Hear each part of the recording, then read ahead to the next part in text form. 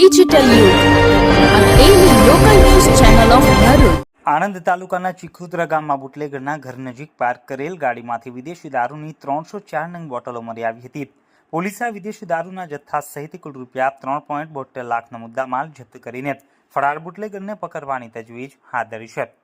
આણંદ જિલ્લા પોલીસે 31 પૂર્વે ગેરકાયદેસરના દારૂની હેરફેર અટકાવવા માટે ખાસ પ્રોહિબિશન ડ્રાઈવ યોજી હતી. જે અંતર્ગત આણંદ એલસીબી પોલીસની ટીમે આજરોજ આણંદ રૂરલ પોલીસ મથકની હદમાં સઘન પેટ્રોલિંગ હાથ ધર્યું હતું.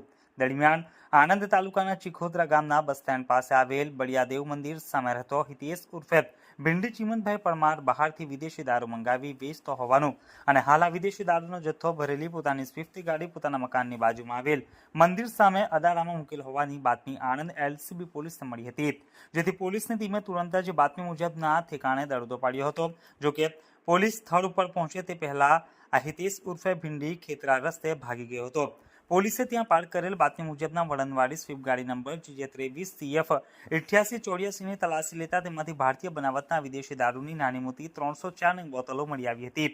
પોલીસે આ વિદેશી દારૂનો જથ્થો કિંમત રૂપિયા 72,592 તેમજ સ્વિફ્ટ ગાડી જેની કિંમત રૂપિયા 3 લાખ મળીને રૂપિયા 3,72,592 રૂપિયાનો મુદ્દામાલ જપ્ત કર્યો છે અને ફરાર હિતેશ ઉર્ફે ભીંડી ચીમનભાઈ પરમાર વિરુદ્ધ પ્રોહિબિશન એક્ટ હેઠળ ગુનો નોંધી તેને ઝડપી પાડવાના ચક્રો ગતિમાન કર્યા છે.